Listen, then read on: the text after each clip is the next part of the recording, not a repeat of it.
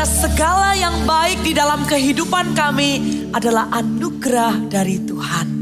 Adalah pemberian daripada surga. Untuk kami ditemukan di rumah ini pun adalah kasih Tuhan yang melingkupi kami terlebih dahulu. Sehingga kami bisa bergereja di tempat ini. Kami bisa ditemukan di rumah Tuhan. Terima kasih Tuhan, setiap orang yang datang beribadah bukan hanya menunaikan kewajiban sebagai orang Kristen, tapi setiap orang yang datang di tempat ini Tuhan nantikan untuk mencurahkan isi hatinya. Maka setiap orang yang haus dan lapar, minta sama Tuhan, berbicaralah kepadaku Tuhan, bersabdalah kepada aku, bekerjalah Roh Kudus di tengah kami, urapilah firman-Mu Tuhan, dan juga hamba-Mu yang menyampaikan. Agar pulang dari tempat ini, setiap orang semakin menjadi serupa dengan Kristus. Setiap orang akan membawa damai sejahtera, sukacita, dan pengharapan yang baru.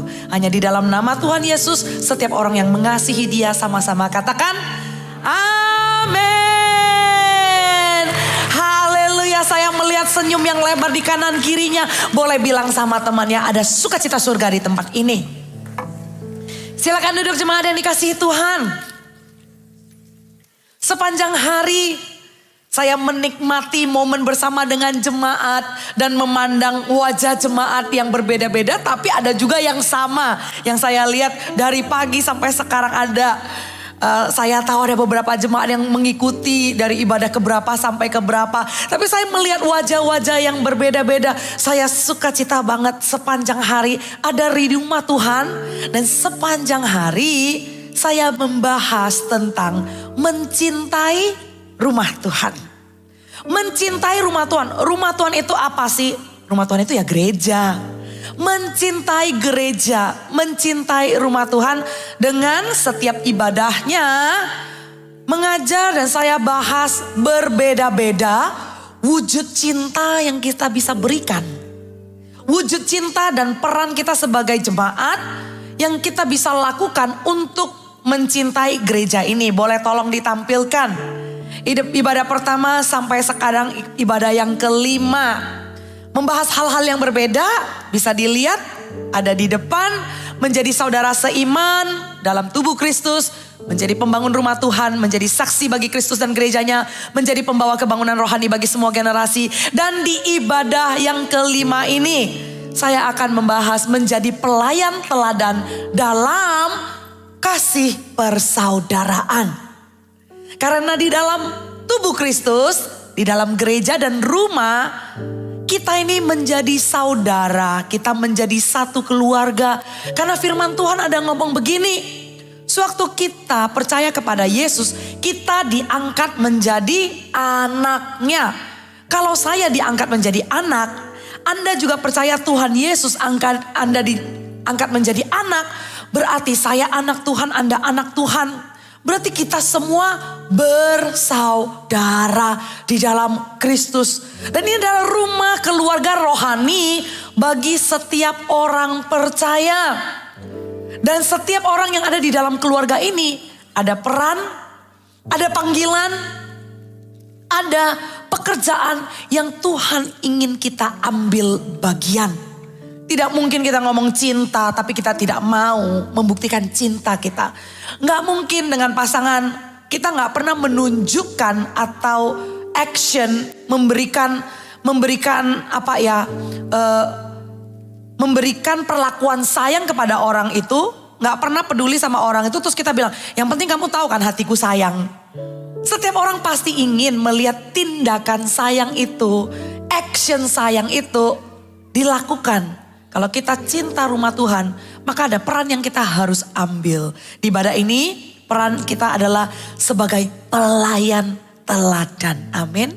Pelayan teladan. Tapi sebelum saya membahas pelayan teladan ini, saya ingin memberikan fondasi. Kenapa kita harus mencintai rumah Tuhan? Kenapa? Bisa nggak saya menjadi orang percaya yang cukup antara saya dan Tuhan saja? Boleh nggak? Saya menjadi orang percaya dan Tuhan hadir di mana-mana. Saya nggak usah komitmen di satu gereja. Tuhan kan ada di ruang doa saya. Tuhan kan maha hadir di mana-mana. Boleh nggak saya sebagai orang percaya, saya nggak perlu persekutuan dengan saudara seiman di gereja. Gereja itu kan cuma gedung orang datang beribadah. Oh no. Ada kebenaran yang akan menjelaskan ini. Kalau gereja itu bukan sekedar tempat ibadah orang percaya. Gereja itu bukan sekedar bangunan. Tapi Tuhan Yesus menjelaskan gereja dengan gambaran satu hubungan yang begitu intim.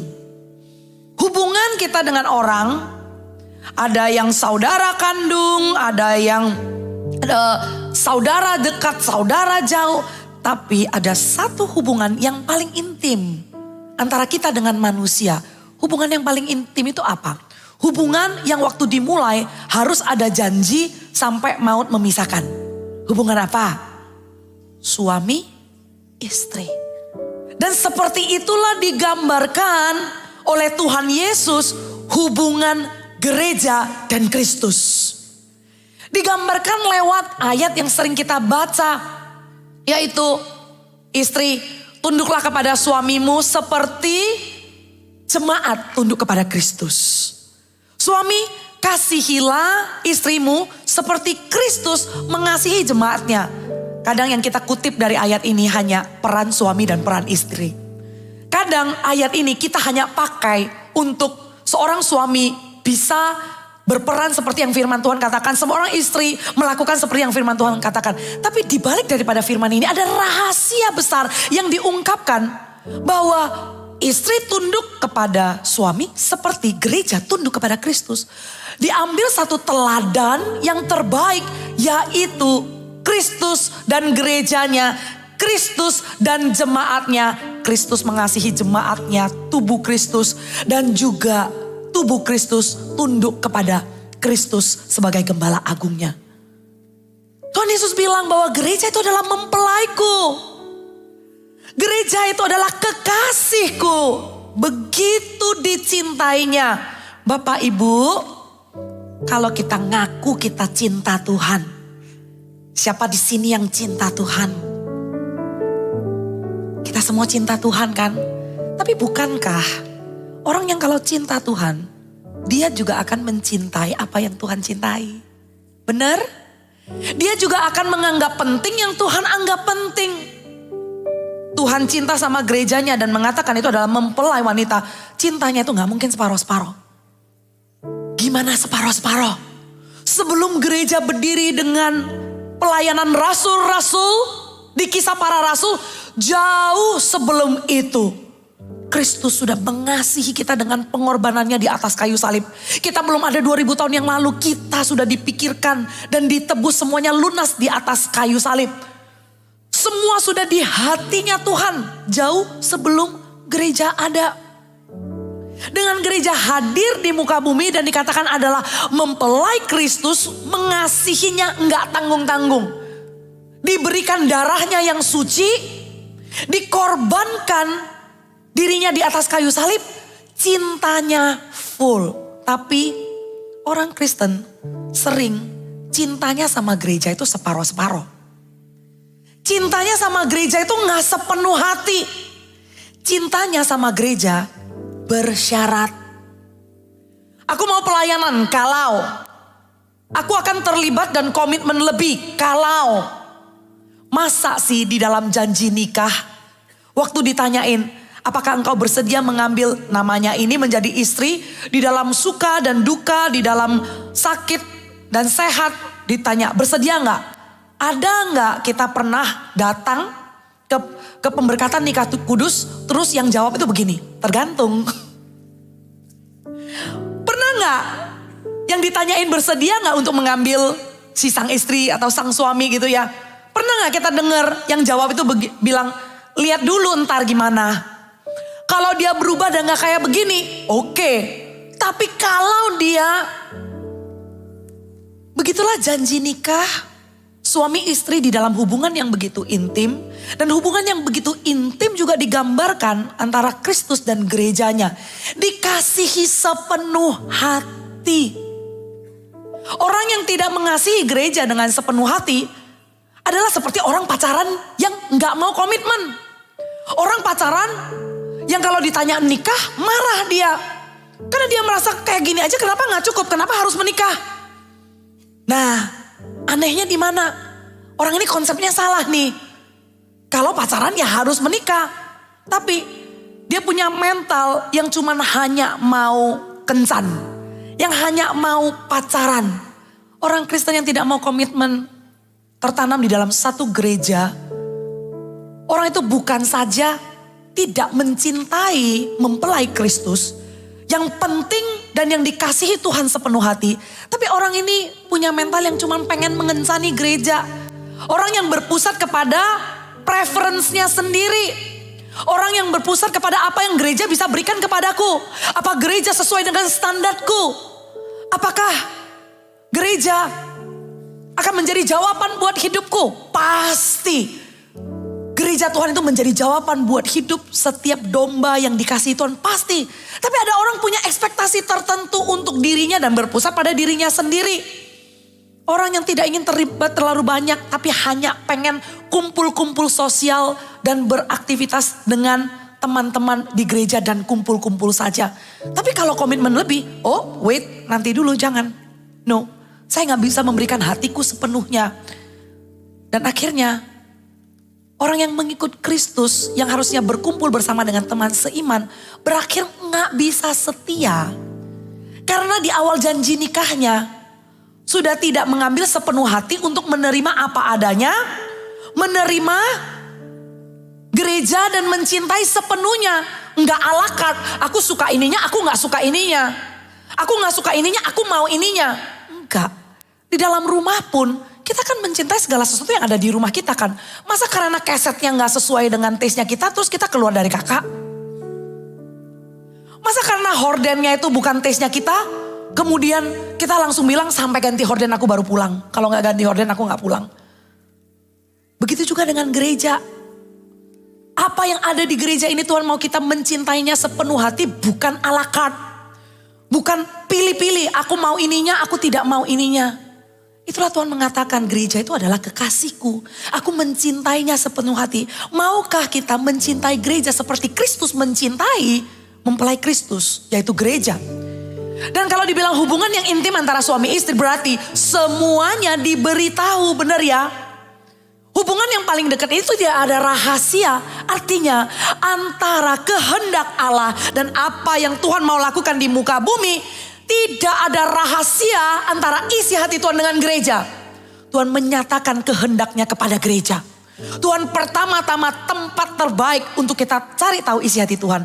Tempat terbaik kalau Anda mau menemukan diri Anda dipakai oleh Tuhan. Tempat terbaik, temukanlah dirimu di gereja.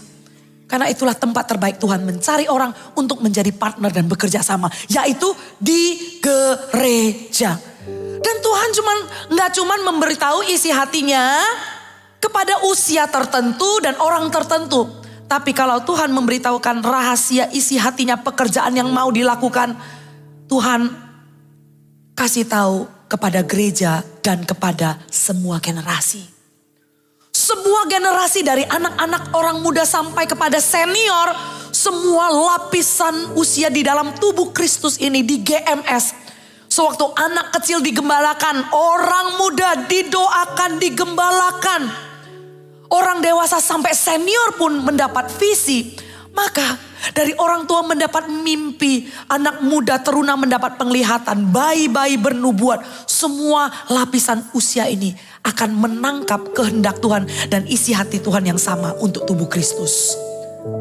Bapak Ibu di gereja ini semua usia bergerak bersama.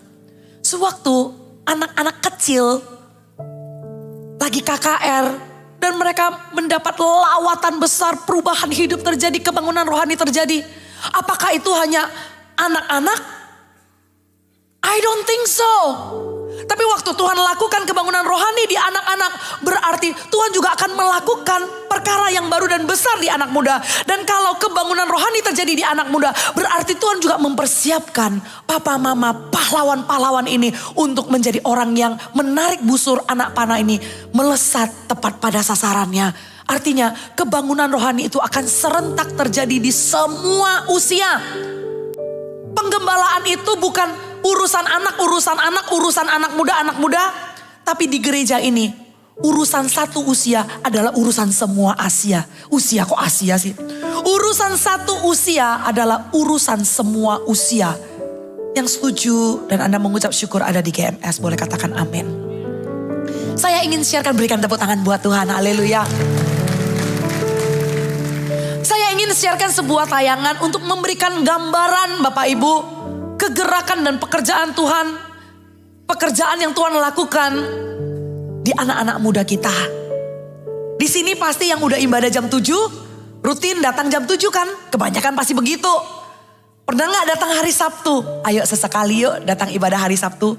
Army of God anak muda kita ada di hari Sabtu, di timur dan di sini jam 4 dan jam 6.30. Kalau hari Minggu ada di selatan, jamnya sama 4 dan 6.30. Kalau ibadah anak muda, kursinya yang di depan ini 3 dihilangin. Karena kenapa? Mereka rohnya menyala-nyala, kalau praise Tuhan itu gak tanggung-tanggung. Mereka akan maju ke depan dan mereka akan penuhi tempat ini. Dan waktu worship itu adalah waktu pribadi mereka bersama dengan Tuhan. Iya ya benar, kita tahu. Kita waktu melihat anak muda itu begitu sungguh-sungguh gitu ya. Mereka itu tetap perlu bimbingan. Di gereja waktu mereka itu begitu haus dan lapar. Kita tahu peran orang tua itu tidak bisa diambil alih, peran orang tua itu tidak bisa digantikan oleh gereja. Karena Anda adalah orang pertama yang Tuhan panggil dan titipkan untuk anak-anak muda ini.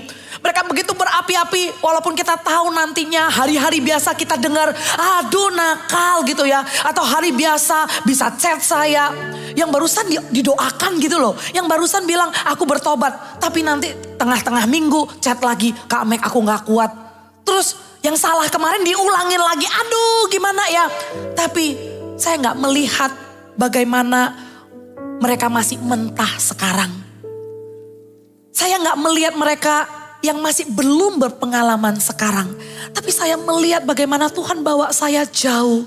Kalau setiap benih yang sudah Tuhan percayakan, setiap jiwa anak muda yang sudah bergabung di tempat ini, kalau anaknya Bapak Ibu ada di gereja ini, doakan bahwa di dalam covenant gereja ini kebangunan rohani itu merata. Anak-anak pun Tuhan tidak akan tinggalkan. Semua akan bersama-sama terus melakukan isi hati Tuhan dan pekerjaan Tuhan yang Tuhan ingin kita semua sama-sama lakukan di dalam misinya. Tidak akan ada ketinggalan. Doakan ya, doakan bahwa iman ini akan diwarisi sampai anak cucu turun-temurun. Dan didikan ini akan membuat anak kita tidak menyimpang ke kanan dan ke kiri. Amin. Melihat anak muda ini begitu bersemangat, nanti tayangannya ada ibadah, nanti bisa ada gambaran ibadah di barat gimana, di timur gimana, di selatan gimana.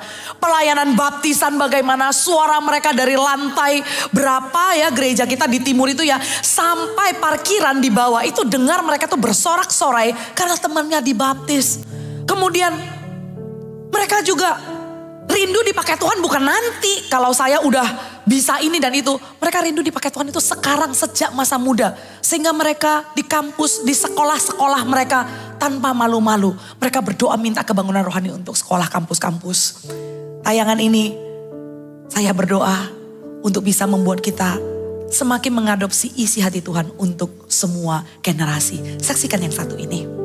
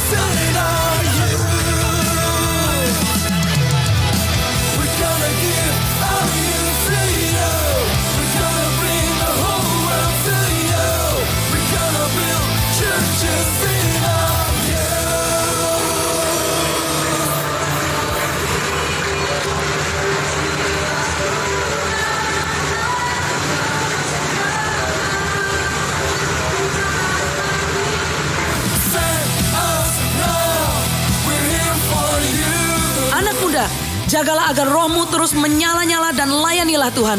Jangan sampai apimu padam. Tuhan nyata di hidupmu. Kamu tidak hanya membawa kebangunan rohani untuk generasimu, tapi melihat kebangunan rohani berlanjut dan menjadi semakin besar untuk generasi mendatang. We will die leaving a revival behind.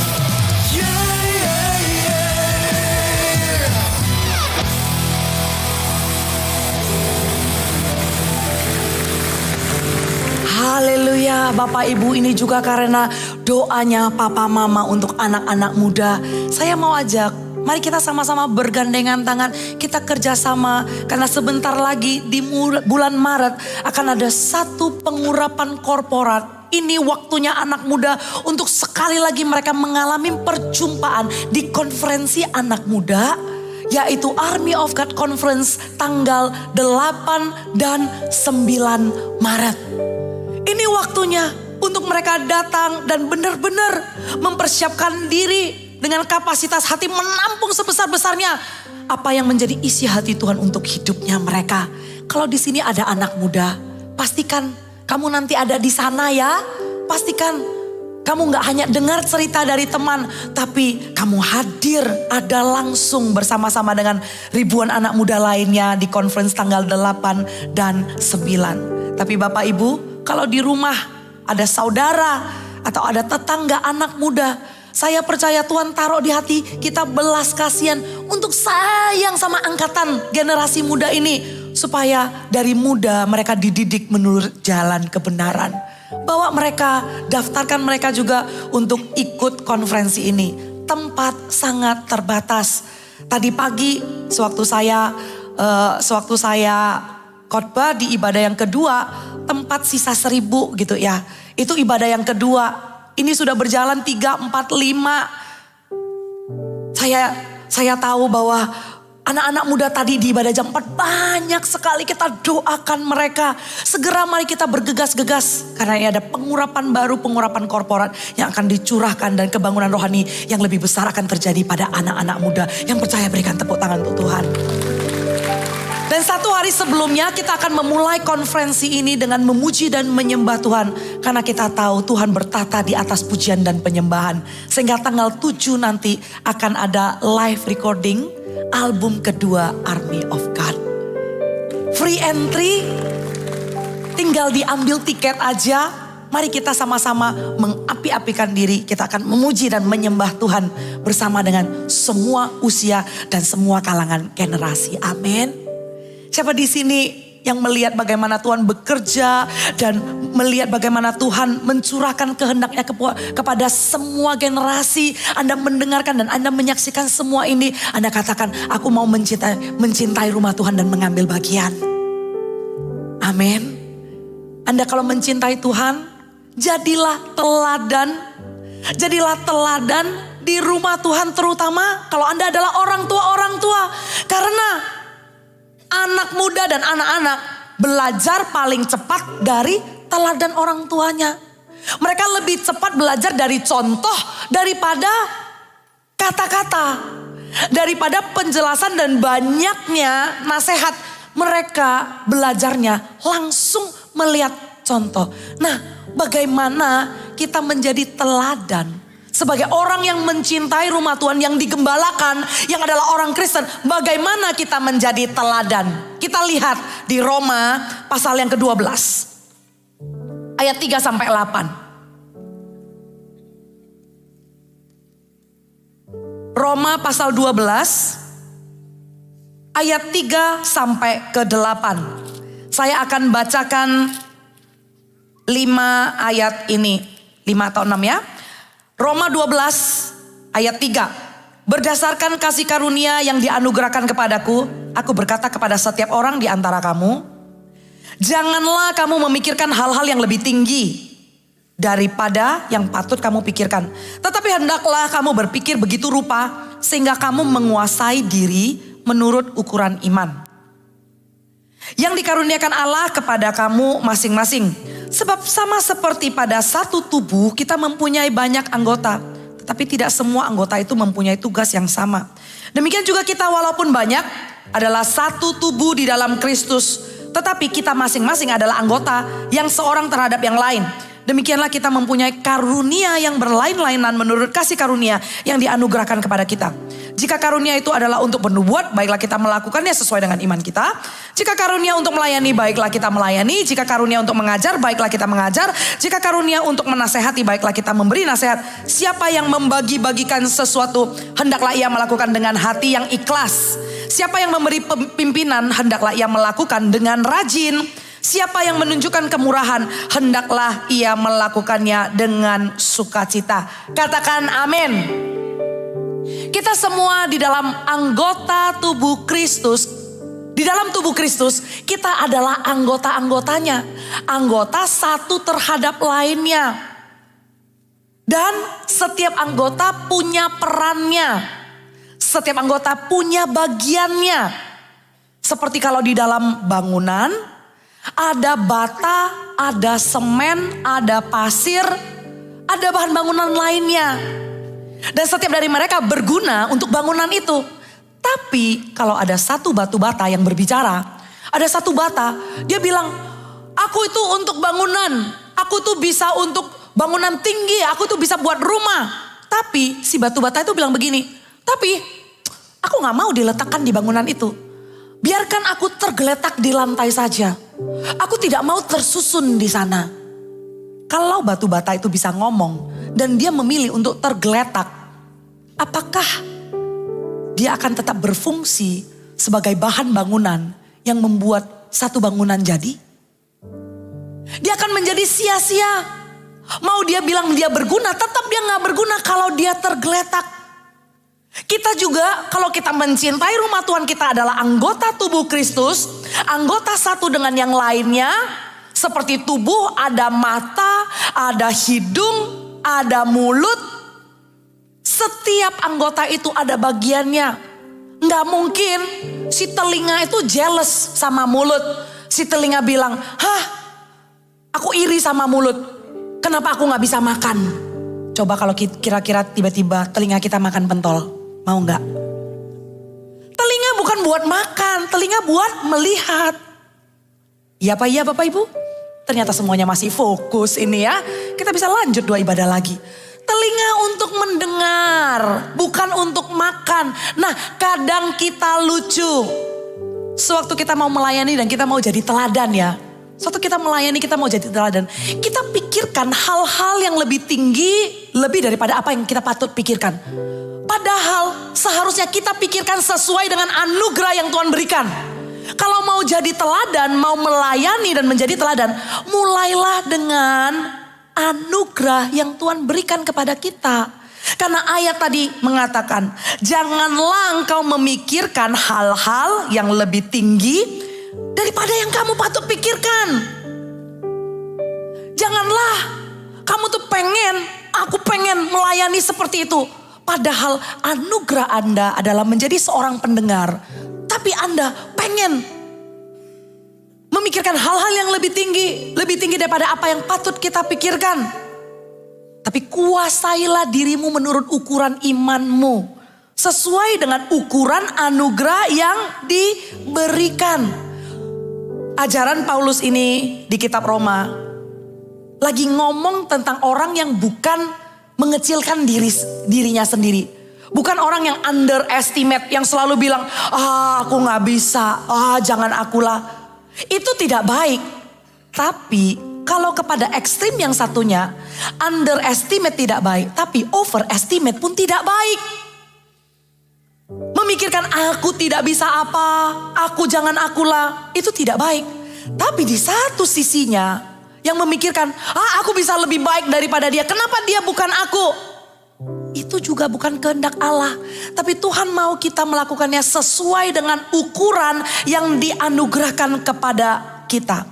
Semua memakai ukuran yang sama. Nama ukuran itu adalah anugerah. Dan setiap dari kita pasti dianugerahkan sesuatu yang orang lain tidak punya. Sehingga kita tidak perlu menginginkan sesuatu yang orang lain punya yang kita tidak punya.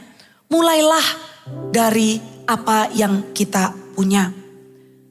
Dan belajarlah untuk saling menghargai, menghormati dan tidak memandang Ada pelayanan besar, ada pelayanan kecil, ada pelayanan yang dihormati, ada pelayanan yang tidak dihormati. Di rumah Tuhan yang kita cinta itu, semua pelayanan penting di mata Tuhan. Nggak ada orang yang posisinya lebih tinggi, nggak ada orang yang pelayanannya lebih penting, yang ini pelayanannya kelas 2 kurang penting. Tapi setiap pelayanan, mau kelihatan maupun tidak kelihatan, selama kita mencintai rumah Tuhan dan kita mau mengambil bagian melakukan sesuatu di rumah Tuhan. Kalau Anda akan memulainya dan segera minggu depan Bapak Ibu akan dibuka Servolution. Mana suara orang yang bersuka cita? Kalau sudah Anda nantikan untuk mengambil bagian dan melakukan sesuatu di rumah Tuhan, ini waktunya. Minggu depan akan dibuka Servolution. Bergegas-gegaslah. Dan sewaktu Anda memberikan diri Anda melayani, jadilah teladan dengan melayani sesuai dengan ukuran anugerah yang diberikan. Janganlah pikirkan hal-hal yang lebih tinggi. Suatu kita pikirkan hal-hal yang lebih tinggi, otomatis kita merendahkan hal-hal tertentu. Benar kan? Kalau kita bisa menghargai dan memperlakukan berbeda beberapa posisi pelayanan, berarti di satu sisi kita juga akan menganggap enteng dan menganggap rendah beberapa pelayanan. Tapi mulailah dengan satu ukuran waktu kita mencintai rumah Tuhan. Nama ukuran itu adalah anugerah. Bersukacitalah dan banggalah buat yang sudah pelayanan. Pelayanan macam-macam. Dan setiap kali saya datang ke rumah Tuhan, saya lihat di setiap sudut yang menyapa jemaat, yang shalom, yang di balik panggung. Jauh lebih banyak dari yang kelihatan. Volunteer kita. Ada yang pakai baju hitam dan dia menjaga keamanan backstage. Ibadah 1, 2, 3 dia ada di posisi itu dengan sukacita. Wah, hati saya ini penuh. My heart is full melihat orang-orang yang melayani di gereja ini. Kalau Anda sudah melayani, di bagian apapun Anda melayani, baik itu tidak kelihatan orang, bersukacitalah dan banggalah karena upahmu besar di surga. Dan Allah Bapa melihatnya dan Dia yang akan membayarkannya kepadamu. Haleluya. Kalau saya manusia berdosa, manusia yang gak sempurna, saya melihat itu aja terharu. Apalagi Tuhan Yesus yang menganggap gereja adalah kekasihnya. Kemudian jemaatnya juga cinta sama gerejanya. Melayani pagi-pagi, ambil bagian. Gak ada orang yang tahu pun tetap mempersiapkan diri dengan sukacita. Bersukacita dan banggalah. Karena kalau kamu masih bisa melayani, tidak ada sesuatu apapun yang kita bisa miliki dan lakukan kalau bukan dikaruniakan dari surga. Sekecil dan sebesar apapun di mata Tuhan gak ada kecil dan besar. Tapi kalau seandainya manusia menganggap sekecil dan sebesar apapun, itu dari surga loh. Yang namanya dari surga gak ada yang sederhana, gak ada yang kecil. Banggalah dan bersukacitalah.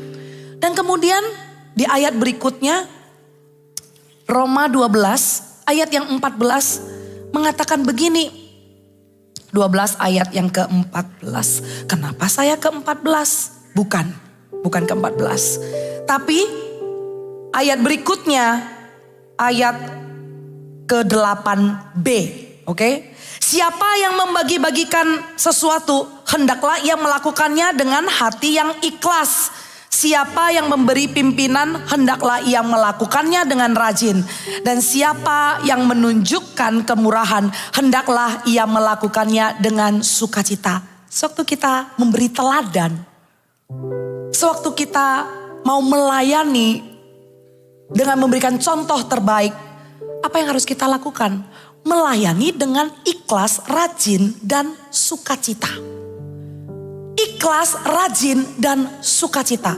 Ayat tadi jelas mengatakan, kalau engkau membagi-bagikan sesuatu, lakukanlah dengan ikhlas. Kalau engkau memimpin dengan rajin. Kalau engkau memberikan kemurahan, berikan dengan sukacita. Saya jelaskan ya. Sewaktu kita melayani, pasti kita tuh memberi. Melayani itu tidak pernah di dalam posisi menuntut dan menerima. Tapi melayani itu terlebih dahulu kita dikasihi, terlebih dahulu kita dipenuhi. Sehingga kita bagi-bagikan kasih itu dan kita layani. Kita cintai Tuhan, kita terima kasih dari Tuhan. Dan kita bagi-bagi kepada sesama. Benar ya, begitu ya konsepnya ya. Nah, waktu kita bagi-bagikan, bagikanlah dengan tulus dan ikhlas tanpa mengharapkan imbalan. Waktu kita melayani, layani dengan ikhlas. Toh waktu kita memberi, kita tidak memberi dari diri kita sendiri. Apa yang ada di dalam diri kita itu anugerah. Dan apa yang diri kita beri itu cuma-cuma Tuhan berikan. Kita bisa memberi karena Tuhan terlebih dahulu memberi. Pada awalnya kita ini kosong dan tidak punya kasih. Kenapa kita bisa melayani dengan penuh kasih persaudaraan? Karena terlebih dahulu kita dikasihi. Sehingga waktu kita membagi-bagikan, waktu kita melayani, baiklah itu dengan ikhlas dan tidak ada agenda atau motivasi pribadi. Tapi dengan ikhlas. Dan waktu kita memimpin, ada jemaat yang bilang begini, wah saya bukan pemimpin. Jangan salah Bapak Ibu, setiap orang yang ikut Kristus adalah saksi Kristus. Sewaktu Anda bersaksi, Anda imani orang dengar atau Anda imani untuk dikacangin. Kita pasti imani waktu kita bersaksi didengar orang kan. Bapak Ibu, sewaktu Anda bersaksi dan harus bersaksi. Orang Kristen harus bersaksi karena itu panggilan kita. Sewaktu Anda bersaksi, Anda imani orang itu dengar. Detik itu Anda sudah jadi pemimpin. Tidak perlu posisi untuk jadi pemimpin. Dan dibilang apa? Kalau kita mau jadi teladan mencintai rumah Tuhan. Memimpinlah dengan rajin. Katakan sama-sama rajin. Lawan kata rajin itu apa? Jangan malas. Ada satu penyakit yang paling susah diobati. Udahlah, itu gak ada vaksinnya, gak ada obatnya, gak ada antidotnya. Penyakit apa? Penyakit malas. Orang kalau sudah malas itu ya, kita mau ngomong apa? Kita nasihatin, terus orangnya bilang, males lah. Aduh, orang kalau udah bilang males ya, itu udah gak ada obatnya. Kalau kita memimpin, memimpinlah dengan rajin. Kalau kita bersaksi, berapi-apilah dan konsistenlah dengan api yang berkobar-kobar. Bukan semangatnya kalau pas doanya dijawab aja. Semangatnya dan punya energi untuk melayani orang, untuk mengasihi orang. Kalau lagi gak ada masalah aja. Tapi kalau ada lagi masalah, gue lagi repot. Kalau ada lagi masalahku aja belum selesai, boro-boro urusin masalah orang gitu ya. Tapi di sini kalau kita mau jadi teladan, itu akan diikuti anak cucu turun-temurun kita loh. Kita gak bisa ajarin sampai berbusa-busa mau hafal ayat Alkitab sekalipun. Kalau anak kita dengan mata kepala sendiri melihat. Kenapa ya? Contoh yang saya lihat dan teladan yang saya lihat. Bukan sesuatu yang konsisten melakukan kebenaran. Hanya melayani kalau. Hanya rajin dan semangat kalau. Kalau kita mau menurunkan dan mewariskan iman takut akan Tuhan. Maka peganglah baik-baik. Membagi-bagikan dengan ikhlas. Memimpin dengan rajin. Dan memberi kemurahan dengan sukacita. Karena apa itu kemurahan? Ternyata ya, kemurahan adalah sebuah tindakan yang dilakukan terus-menerus. Dan itu sangat memancing orang untuk bersungut-sungut. Karena kenapa? Habis dibantu, nanti dibantu lagi. Aku udah bantu dia 2-3 kali, udahlah cukuplah. Cenderung orang bisa perhitungan kalau murah hati. Kalau memberi kemurahan, orang cenderung menghitung jasanya sendiri. Sudah cukup, dihitung. Tapi Tuhan bilang apa? Kalau memberikan kemurahan, berikanlah dengan sukacita. Dan Paulus mengulang itu di kitab-kitab yang lain. Di Filipi 2 ayat 14 kita lihat sama-sama. Buka yuk. Filipi 2 ayat 14. Lakukanlah segala sesuatu dengan tidak bersungut-sungut dan berbantah-bantahan. Ternyata cukup banyak loh. Rasul Paulus waktu mengajarkan jemaatnya di Filipi, di Efesus, ada di beberapa kitab yang terus diulang-ulangi. Kalau engkau melakukan sesuatu untuk Tuhan, lakukanlah dengan tidak bersungut-sungut. Kalau engkau lakukan sesuatu untuk Tuhan, jangan berbantah-bantah, jangan protes, jangan komplain. Tapi lakukanlah dengan sukacita. Katakan amin. Teladan seperti ini yang kita hidupi dengan gaya hidup yang ikhlas, yang rajin, dan yang bersukacita akan berbicara jauh lebih kuat daripada kata-kata. Sekalipun kita hafal semuanya, tapi kalau kita tidak bisa memiliki gaya hidup ini, kita tidak bisa menjadi pelayan teladan. Kita tidak bisa menjadi anggota tubuh Kristus yang menceritakan kepada orang-orang di luar sana yang belum kenal Tuhan, bahwa aku ini loh orang gereja. Aku ini loh orang Kristen. Aku ini loh ada di GMS. Bangga dan bersukacitalah dan jadilah terang, jadilah garam. Amin Bapak Ibu. Dan kemudian yang terakhir, waktu kita melayani, layanilah untuk kemuliaan Bapa. Layanilah untuk kemuliaan Tuhan. Ada di mana? Roma 11 ayat 36.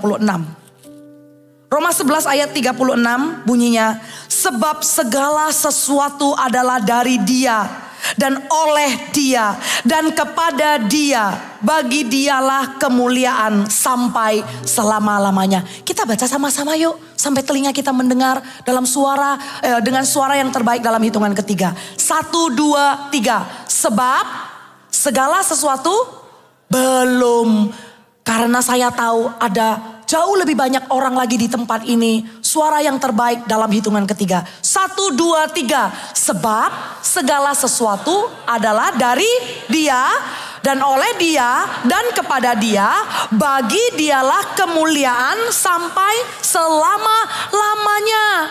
Karena segala sesuatu dari Dia, anugerah. Sehingga waktu aku memulai perjalananku mencintai rumah ini dengan melayani, aku tidak memulai dengan kemampuanku. Aku melayani bukan karena aku bisa. Aku melayani bukan karena aku mau membuktikan sesuatu. Aku mau menunjukkan skillku. Aku mau menunjukkan kuasaku, kemampuanku. Tapi semua itu adalah anugerah, pemberian. Kalau dari awal kita tidak melayani dan memulai pelayanan dengan kekuatan, janganlah memulai sesuatu dengan roh, tapi mengakhirinya dengan daging. Betapa sia-sianya. Tapi kalau kita memulai dengan anugerah, memulai dengan roh Tuhan, akhirilah dengan roh, bahkan roh yang semakin berapi-api. Pelayanan adalah persembahan hidup yang memuliakan Tuhan. Nama Tuhan dipermuliakan di dalam segala lakumu. Sewaktu saya katakan, layanilah untuk kemuliaan Allah Bapa, bukan berarti, oh ya saya melakukan pelayanan ini untuk kemuliaan Tuhan. Enggak. Tapi hidupmu itu adalah pelayanan. Segala lakumu di tempat kerja, segala lakumu sebagai pemilik perusahaan, segala tingkah lakumu sebagai orang yang bekerja, sebagai profesional, segala lakumu sebagai istri, suami, anak, di dalam segala lakumu ingatlah, engkau adalah mempelai Kristus. Engkau adalah anggota tubuh Kristus.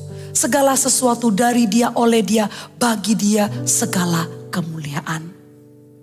Sebelum kita melakukan apapun di dalam hidup kita, boleh gak saya minta, di dalam keputusan kita, di dalam tingkah laku kita, ingat bahwa Anda adalah anak Tuhan, Anda adalah anggota tubuh Kristus, Anda adalah jemaat GMS. Biarlah setiap mata memandang dan melihat nama gereja harum di muka bumi. Nama gereja bukan soal, Bapak Ibu kan sudah mendengarkan kan kalau gereja adalah mempelai Kristus kan, Tuhan cinta ya. Ini bukan soal reputasi gereja. Tapi tahukah kemanapun Anda pergi, kalau mau Tuhan dimuliakan, nama Tuhan dimuliakan. Biarlah engkau menjadi jemaat, engkau menjadi orang Kristen yang ada di gereja yang Anda tertanam. Biarlah Anda menjadi contoh dan teladan. Biarlah nama Tuhan dimuliakan lewat nama gereja juga harum. Kalau kita bisa mengambil bagian, meneteskan sesuatu yang baik aja. Jangan fokus sama komplain-komplain, protes-protesnya orang tentang gereja. Jangan kita kebawa ke dalam pembicaraan, kekurangan dan kelemahan di dalam organisasi gereja. Tapi bagian kita adalah menjadi teladan. Bagian kita adalah menjadi orang yang meng-usher jiwa-jiwa masuk ke dalam kerajaan surga. Bukan menjadi batu sandungan. Segala tingkah laku kita adalah persembahan yang hidup dan adalah pelayanan untuk kemuliaan nama Tuhan. Boleh catat yang pertama, melayani, suatu kita mencintai rumah Tuhan, pastikan kita melayani sesuai dengan anugerah yang diberikan. Yang kedua, melayani dengan ikhlas, rajin, dan sukacita. Yang ketiga, melayani untuk kemuliaan Bapa. Ada di depan. Boleh difoto. Tadi saya diberi pesan. Terlalu cepat, udah selesai langsung berdiri, orang belum sempat foto. Nah, ini silakan foto. Haleluya. Bapak Ibu, mari kita sama-sama mencintai rumah Tuhan ini dengan menjadi teladan, menjadi orang Kristen yang bersinar, menjadi terang dan garam dimanapun kita berada. Amin. Bilang sama kanan kirinya, Tuhan akan pakai kamu. Mari kita sama-sama bangkit berdiri. Haleluya. Di rumah Tuhan ini juga kita akan bertumbuh bersama dengan saudara-saudari seiman. Di tempat ini juga kalau kanan kiri Anda tahu familiar face. Nanti setelah ini ya, tunjukkan kasih yang tulus dengan tidak berpura-pura. Tunjukkan kasih yang sungguh-sungguh peduli sama orang itu. Coba dikenali dulu kanan kirinya. Orang yang ibadah malam, toh mayoritas ya ibadahnya jam segini. Yang jam 4 ya jam 4 gitu ya. Mari kita lihat kanan kiri. Ambil waktu sejenak untuk menghargai tubuh Kristus ini. Karena kita akan bertumbuh bersama. Sewaktu lagu ini dinyanyikan ya. Biasanya kalau nyanyi kan kita tepuk tangan gitu ya. Lihat ke depan gitu ya. Nah, coba sesekali waktu lagu ini dinyanyikan. Anda tolah-toleh. Orang yang kalau tolah-toleh jangan dianggap aneh ya. Karena saya yang bilang dari mimbar ini, ayo coba dilakukan. Coba nikmati sebuah atmosfer saudara dan keluarga rohani berkumpul menyembah Tuhan. Karena saya sering melakukan itu waktu worship, waktu praise. Saya suka lihat sampai ke balkon keliling-keliling. Kadang yang nemenin saya tuh lihat ngapain sih ini cari orang. Tanya, cari orang tak? Enggak.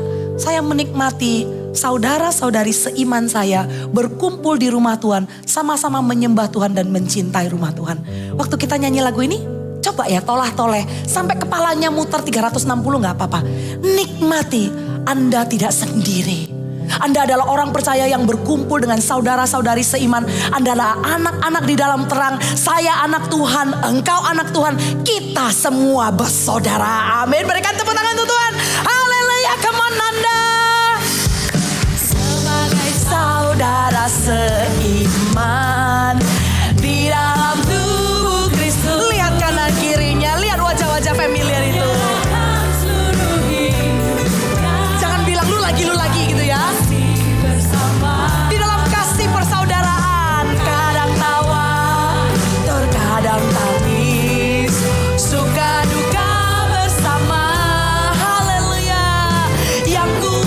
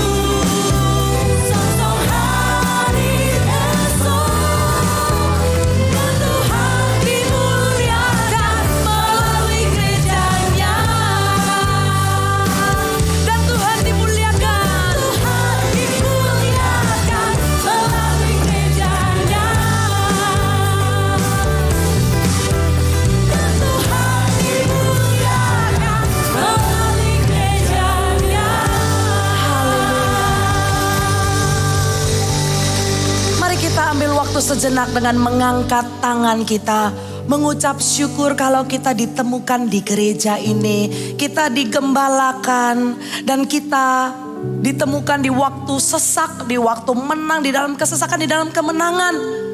Tuhan sungguh nyata di gereja ini menemani setiap perjalanan kita. Saya kasih waktu 1 menit ke depan untuk mengucap syukur atas rumah Tuhan dan atas keluarga rohani yang ada di tempat ini. Mari kita mengucap syukur. Thank you Jesus. Thank you Jesus.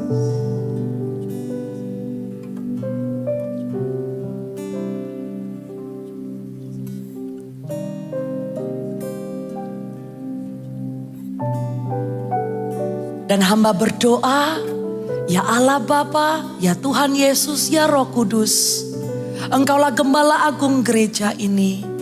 Suatu hari waktu tuaian menjadi begitu besar, kami ingat Tuhan, segala kemuliaan hanya bagi Engkau. Karena semuanya adalah anugerah darimu, olehmu, dan bagimu segala kemuliaan. Bawa kami jauh Tuhan di dalam pemakaianmu. Bawa kami Tuhan di dalam mencintai rumah Tuhan ini. Kami juga bertumbuh rasa cinta kami kepada Engkau. Kalau Engkau begitu mengasihi gereja ini dan mengatakannya dalam mempelai Kristus. Oh, apa yang aku pikirkan Tuhan selama ini. Sehingga apa yang penting buat Tuhan, aku sudah sempat menunda-nundanya. Tapi sekarang aku mau Tuhan menganggap penting apa yang Tuhan anggap penting. Mencintai apa yang Tuhan cintai. Inilah rumah Tuhan dan inilah rumahku dan ada bagianku. Ajar aku untuk jadi teladan Tuhan. Ajar aku menjadi orang Kristen, domba yang mendengarkan suara gembalanya untuk mencintai rumah ini, untuk mengambil peran menjadi pelayan teladan. Terima kasih Tuhan. Aku berdoa untuk jemaat bertumbuh di dalam pengenalannya akan Kau. Di dalam nama Tuhan Yesus. Katakan amin.